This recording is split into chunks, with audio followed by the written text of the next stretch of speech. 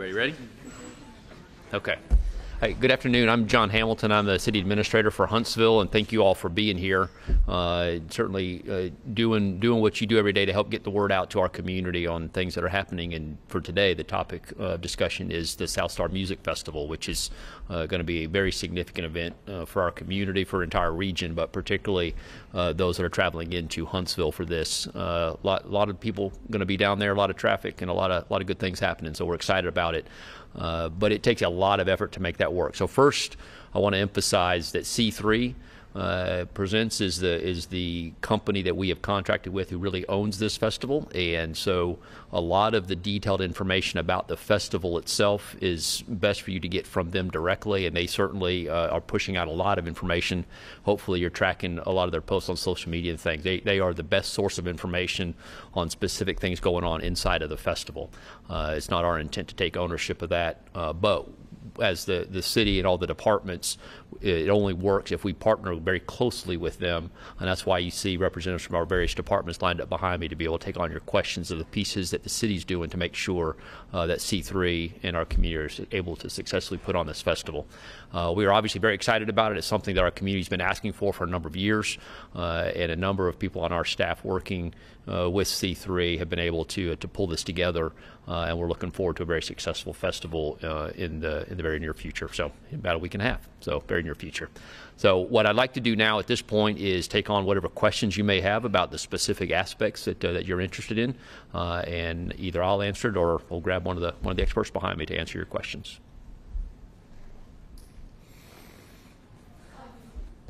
We'll go right. We'll go here. We'll go here. Can you talk about the city's excitement for this festival? Absolutely. You've been hearing and seeing. Sure. So, you know, as if you've been paying attention for the last 2 or 3 years, the mayor and our team have been putting a lot of effort into just really going after the music industry within Huntsville. And there's a lot of different aspects and layers to that, but some of it is about just bringing more events in and getting more opportunity for people to enjoy really high-level, world-class music events of all types of genres within our community, as opposed to having to travel outside of our community. And so when we talk about that, obviously building the Orion Amphitheater, the increased business you're seeing coming through the arena at the BBC and other venues, both public and private, coming to our community are part of that.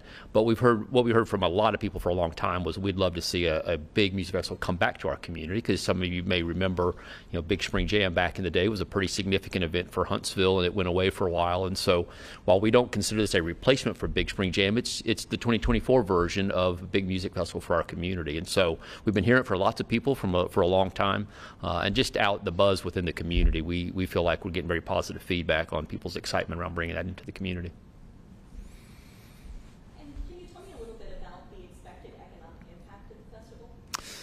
Sure. I don't have specific numbers, and I'll turn to Shane to maybe might have some specific numbers on top of his head that he can kind of talk to. But what we know happens around these types of events is a lot of people travel in from other places. And so you just kind of look at how the hotels are booking up and things. It's people come and do things, and we talk economic impact, obviously spend their money in your community on both sides of the festival. Obviously, they're going to spend a lot of money inside the festival grounds, which a lot of that is served by local businesses. So that has a very direct impact itself. But then also, you know, where are they staying on the night before and the night after? Where are they eating and those kinds of things around the festival as well. So we do expect several thousand people to travel into our community. So think of it just as tourist dollars, and we do have a growing tourist industry within Huntsville, and lots of different versions of that.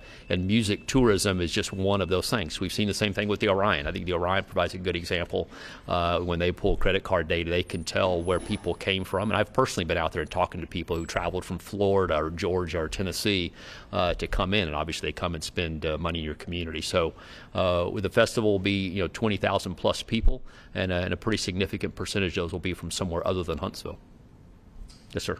Hey, Matt Wake, what's been the biggest challenge of this site in getting it ready for a festival of this scale, the entrance, the of the fans, and what's been the biggest asset of this? Sure. I'm going to take on a piece of that, then I'm going to ask our police representative to come up and talk a little bit about the traffic management piece of that. So, John Hunt Park brings a lot of capacity for recreation, athletics, and things to our community, but it's also still under development. And so if you've been down there, every single year, John Hunt looks a little bit different than the year before as we continue to add venues and infrastructure and things in the park. And so there's still some of that going on. And so literally down there today, if you go down there, you'll be able to get some footage of crews laying asphalt on some greenways and walkways and things that are all part of the master plan, but also are supportive of the festival. So some of it is working with C3, making sure they understand the work that we're actively doing that they'll rely on for the festival. And so it's being kind of finished up, right before the festival. And then understanding how, what are the things they may have to do for something that isn't quite finished yet or whatever. So just the logistics around that. They are a professional team who does these types of things all over the place. They do Bonnaroo. And so they do festivals where they go out in the middle of a cornfield where there's absolutely no infrastructure. So in some ways, they're excited to come to a place like John Hunt where there is a good bit of infrastructure. So in that sense, it's easier, but it's also a challenge because it's still under development. And so making sure that we've identified where those shortfalls are and then have a way to mitigate those things. Traffic in and around John Hunt is a big part of that. And so what I'd ask is the police representative come up and kind of talk about what they anticipate and the things they're going to do to help manage the traffic coming into the park.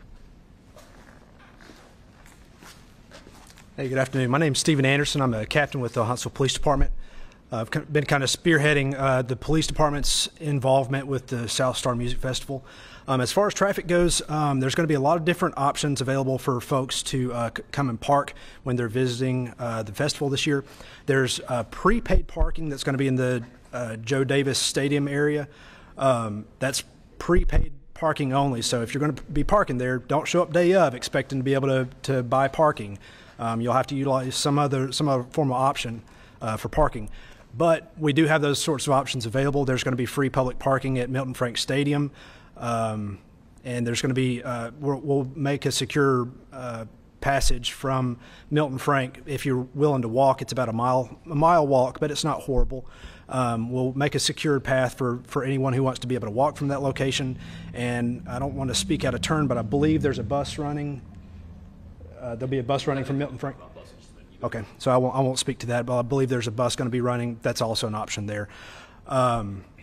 So that's kind of the general parking plan. There's also going to be some ride share that's available, and I think C3 is going to be putting out some information regarding that.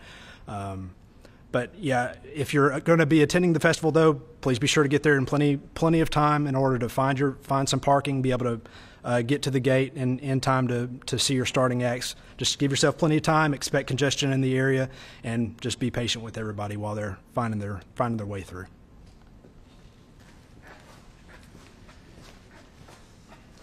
So, a little bit more highlight on the parking. One of the things, there's multiple layers to that, as Captain Anderson was alluding to. The north end of John Hunt Park, so around Joe Davis Stadium, C3 and their team will be in control of that public parking, and so anybody who wants to have access to that, do that through the C3 systems. They're selling that parking, and so they're the right place to go for that. Everybody who's bought tickets should be getting emails from them, making sure that those folks are aware of that potential parking, which will be paid. Our city parking staff will be managing parking that's on the south end of John Hunt Park. So everything south of Airport Road. So think the tennis center area with a baseball, softball complex, cross country, all that stuff that's on the south side of Airport Road. Our city parking staff will actually manage that. That also will be paid parking, and you'll be able to pay with credit card on the day of, basically by one day at a time. We're not pre-selling that. So a little bit of difference. C3 is pre-selling their parking on the north end of John Hunt. You can buy 1 day or 2 day passes from them. Again, get your detailed information directly from C3 and their sources. South end of Airport Road will be city parking staff, and that'll be paid at the time of arrival 1 day at a time. So a little bit different, and we'll continue to push out information on that. The other thing is there's a lot of private property all around John Hunt Park. Just like if you go to a big football game in Tuscaloosa or Auburn, you can expect that there will be people out there who are charging for parking on their property. That's their private property, and that's their right to do that. So those that may want to just drive into the area and see what's available, there will certainly be those kinds of things available all around the area, just like when you go to a big football, baseball game or something other.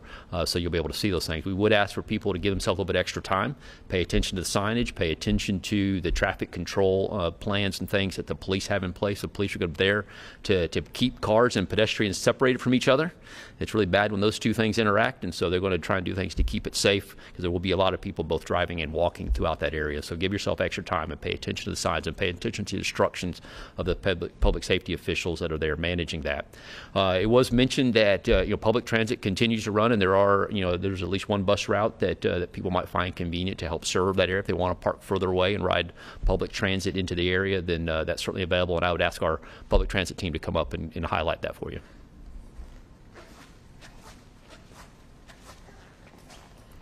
Good afternoon. My name is John Autry. I'm the transit manager for the city of Huntsville.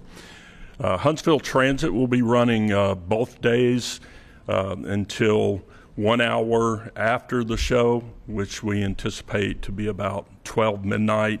We'll be making pickups and drop-offs from 2 locations on Drake Avenue, the Hardee's bus stop on the eastbound side of Drake, as well as the westbound at Academy Sports. There's a bus stop shelter at both locations, and it's approximately a little over half a mile walk south to the venue. Any extra transportation for like the hotels that are going to be housing a lot of these people? Are there going to be any other stops for them, or is it just the 2 that you mentioned? So we'll be running our regular Orbit fixed route service on Saturday, which will run all day, and then when that ends, we will implement some additional buses that will help with the egress, and folks leaving the concert can catch our buses at any one of the 3 stops I named, the Hardee's on Drake, Academy Sports on Drake, or the back side of the Parkway Place Mall. And so there's probably a little bit of parking there as well. That bus route, just those 3 locations, will still connect to the new transit center on Pratt, and we'll have buses and drivers ready to take folks the rest of the way home.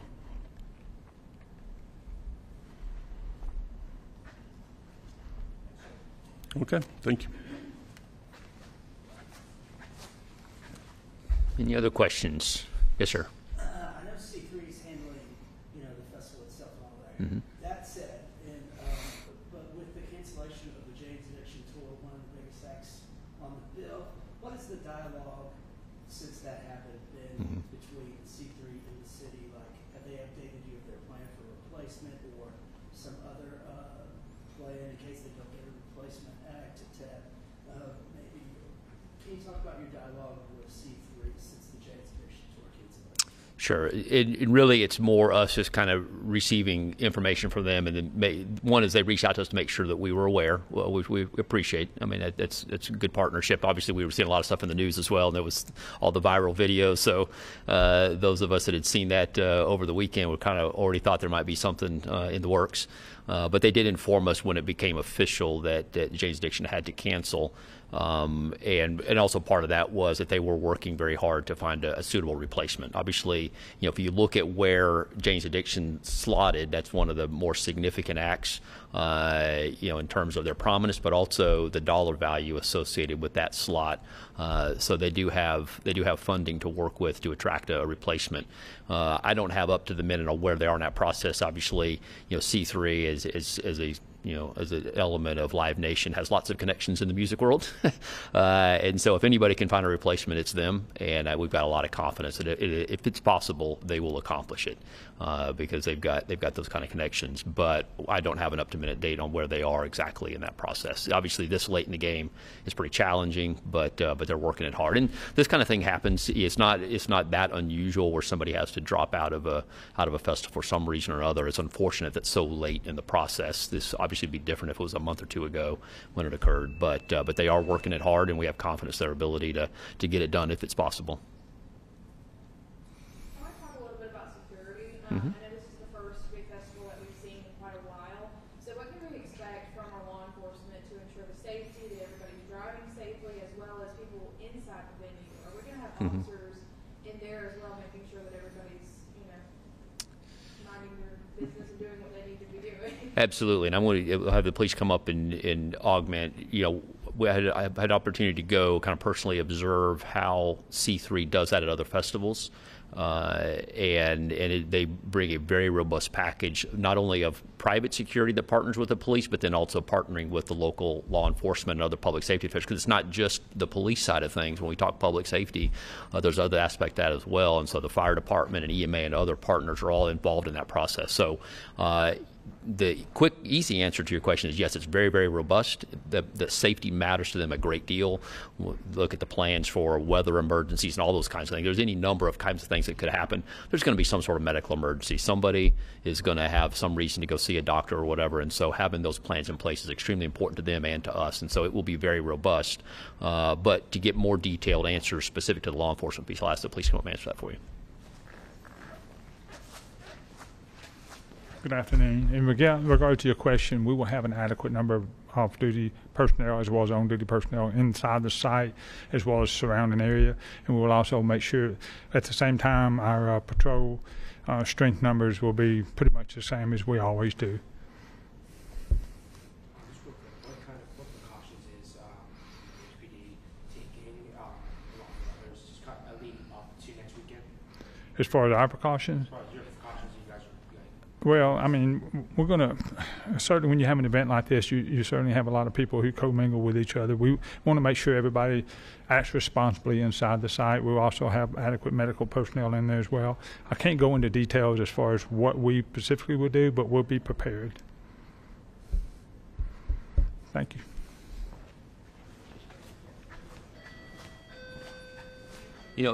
One final piece on the public safety. One of the things that's really important when you're in this kind of event is that your public safety professionals are even aware there's an issue. And so communications matters. Having the command and control on site, the ability to quickly make decisions where necessary is really important. So one of the things that C3 partners with us on is in the back of house area, there's actually a command center that will have the people we need, the senior leadership from law enforcement, from fire, from HIMSI, from EMA, monitoring what's going on.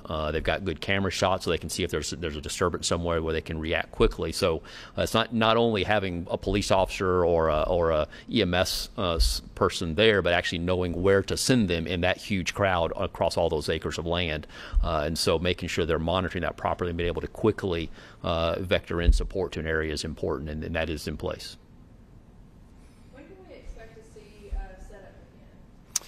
So C3's team actually starts rolling in a few of the kind of their senior leaders tomorrow, and then kind of every day after that, more and more of their team comes in, and so really they'll start working it over the weekend. And I think if you were to go out there Monday, Tuesday, you'll start seeing some fencing and things like that starting to go up, and it just kind of builds throughout the week.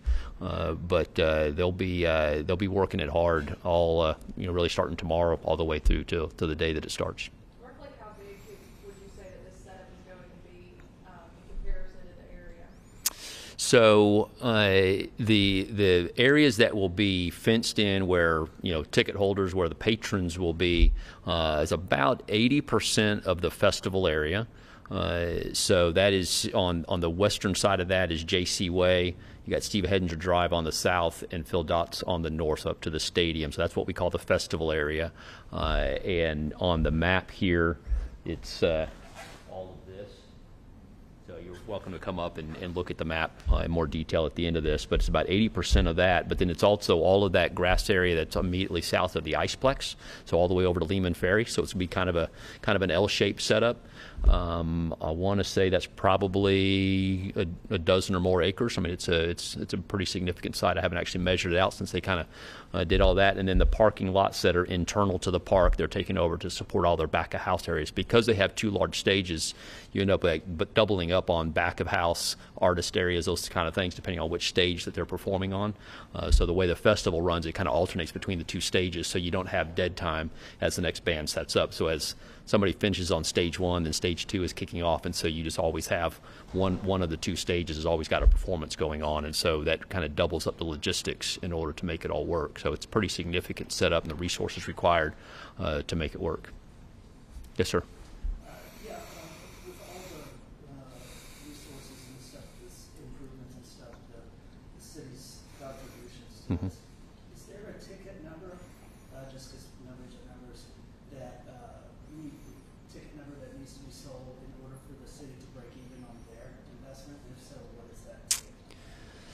So, in terms of construction, infrastructure kinds of things, we're not building out anything that's just for this festival. So a lot of this is, as we're building out, when I talk about the greenways down there being paved right now, that was in the master plan anyway. It's an important part of our overall pedestrian infrastructure plan for the park.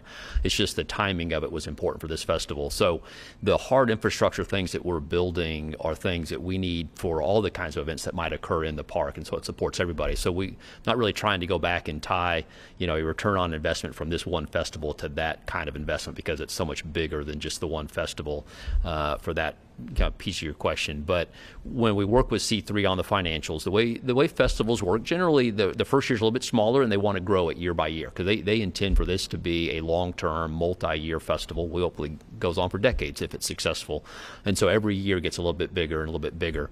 Where we really need to get to for it to be successful and sustainable long-term is getting to 30,000 plus.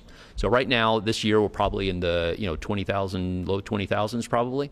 But the goal would be you start growing that, get it to 30,000, get it to 35,000 over a multiple years of growth is really what their target is. And off of that, this is pretty ambitious. Huntsville hasn't had this kind of scale festival for a long time.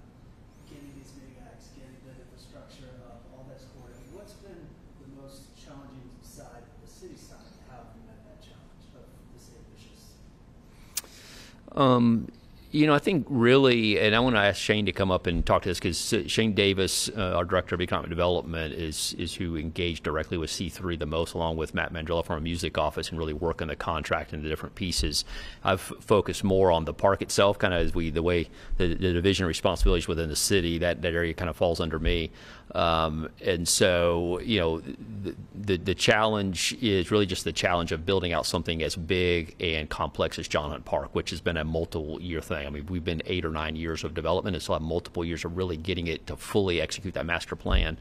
And so that's just the normal thing of getting through, dealing with weather, the way it impacts construction, stuff like that. So that's something we're dealing with every single day. It's not unique to getting ready for this festival, but just pulling together that infrastructure and continuing to build it out and make the park what we want it to be, and making it functional the way it needs to be for this type of for this kind of festival has always got its normal kind of construction challenges.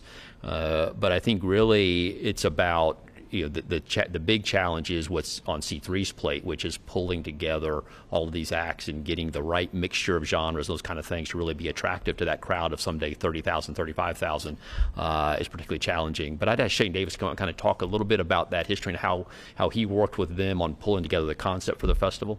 So. Thanks, John. Good afternoon. I'm Shane Davis, Director of Urban Economic. Hey, Matt. Speaking of challenges, I think it's important for the public, certainly in North Alabama, to know our original contract was to have a festival in 2025. So working with our partners at C3, who has been first class, we've been able to accelerate that to what will happen next week. That brings some challenges. It brings maybe the biggest challenge in my book, and working with C3, is Huntsville community in North Alabama. I think it's hard for us to explain the size, the scale, and quality of the festival that will happen next week.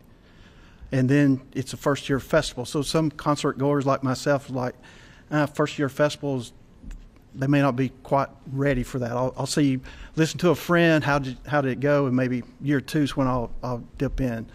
I can tell you about the group behind us, the city staff, C3. It will not have first-year hiccups. They have thought through this very thoroughly. I challenge the community to start early next week. Just take a drive-by as you see it setting up. I think our challenge has been getting people to understand this is not Big Spring Jam. Not that Big Spring Jam wasn't great. It was phenomenal. But the size, the scale, the quality of what you will experience on these grounds is like nothing we've had in North Alabama. Okay? That's been a big challenge. And then to accelerate it by a year on top of that. So I think where we're at, both the city and C3, to be averaging somewhere between 20 and 22,000 patrons per day is where we wanted to be. We were hoping to get somewhere in that 20 to 25. We're close. And I think the other challenge is, when we did the music audit, and then the Conventions Bureau's standing behind you, and I know they did some surveys both with small business, area business, and just the general community. What's the number one thing you'd like to see? The Conventions Bureau.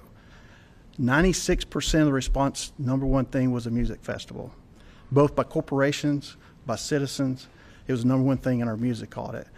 So I think when we launch this, one of the things we really want to push, they can call the city website, go to the city website, call the city, call the music office, C3, is corporate ticket packages. I truly challenge corporations, the businesses that ask the city, said, look, our employees are asking for this. It's a workforce retention, it's a workforce recruitment piece to continue to evolve Huntsville. It's why we got into the music audit and the acceleration we've had, is the way we announced it. A lot of people had already had some of their budgets, but really look at those. They've done some deep discounts. It's a way to show support to this festival, to your community, but also give back to your employees. If there's anything that we've lacked, has been that piece. The individual ticket sales for the time span that we've launched this, most time you'd had almost 10 months to start selling tickets. You know, we've been doing it in about 4 or 5 months. It went really strong. Are you expecting to continue this partnership down the line? With C3? Absolutely. So our current contract's a 3-year contract. Certainly, they wanted to test the market. We wanted to test our promoter, right, to make sure that if things did not go well, we had opportunity to pivot on behalf of our community. So far, we don't see any changes that we would want to make or C3. So certainly for 3 years, I think, you know, after next year, we'll be in conversations of how to extend that if things continue to track. The economic impact, I do want to speak on that just briefly. We will be putting one together after the festival. It takes a couple of months. We know it will be millions of dollars. Just last week, at the last count I had, working very close with the Conventions Bureau, had over 23 hotels completely sold out.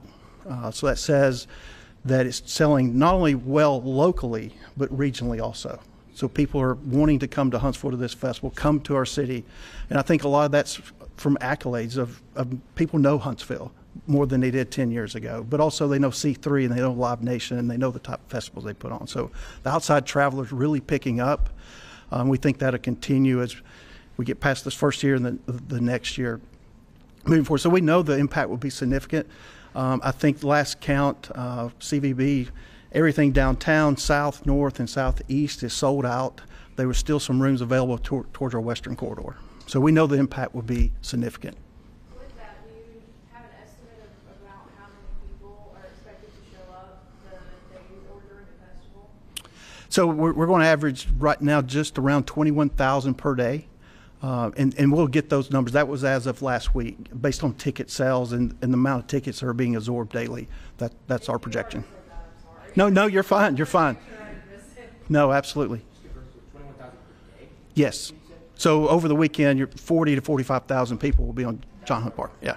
But just a separate question. Talk about the excitement working with not only Mandrella, but also C3 building up to this event. No, it's been great. As I said, you know, this partnership, we went through an RFP process to choose our promoter.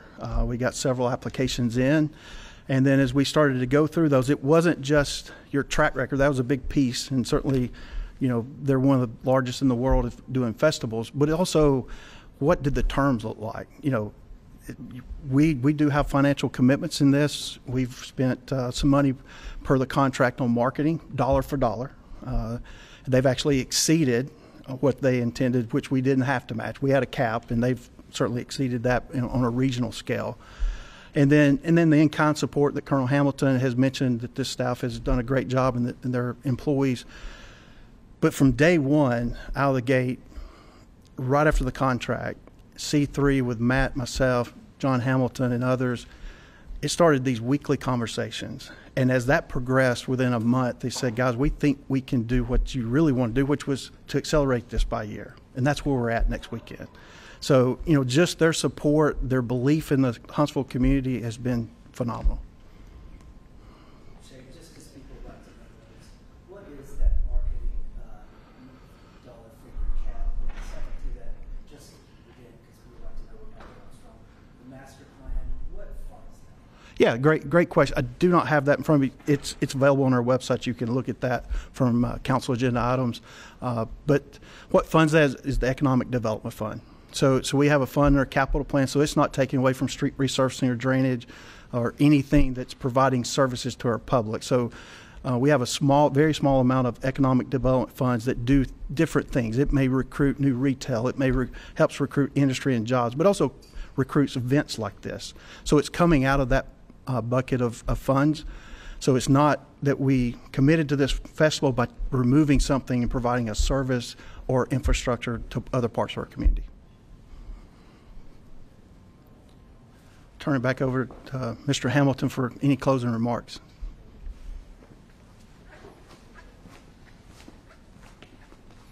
Any final questions? Yes, sir. This isn't the lead or anything, but with issues of gun violence and people some of that at big festivals over the years, I know you probably can't talk about all the measures that law enforcement is doing to prevent something like that happen, but it's something that happens sometimes. Sure.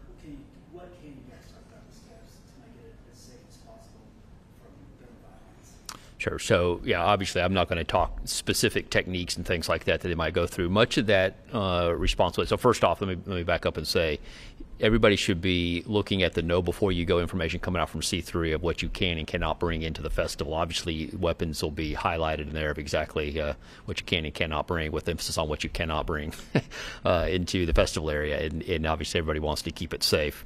I would say what the patrons will see is very similar to what you would go through going into a football game, a baseball game, going into the BBC or the Orion, in terms of the scanning and the things that the staff will do to ensure that everybody is obeying the rules and not bringing things that they're not authorized to do.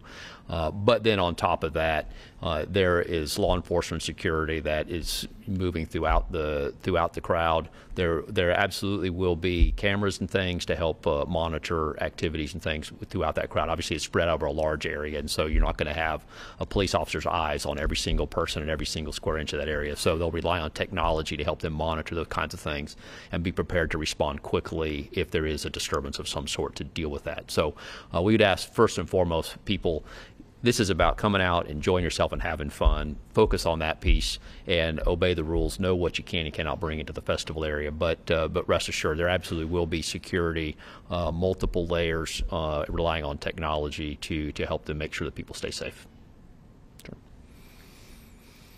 Okay, so thank you all for being here. We really appreciate the work that you do getting information out to our citizens and throughout the region. We stand ready to answer any other questions that you might have, and we certainly want to really emphasize and encourage people to be monitoring social media and the websites and things that C3 is publishing, because they really are the best and primary resource that the patrons, the ticket buyers, need to be listening to on exactly what they can and cannot do when they come into the festival area. So thank you again, and we're ready to answer any other questions that you might have if we need to individually. So thank you. I want to have one last thing. Reach out to Adam and our communications team about midweek. We're working on the opportunity as they set up to allow you to go see that, do some broadcasting from there. So just help get the size and scale of this festival. So kind of stay in communications team, and they'll keep you abroad with that opportunity, okay?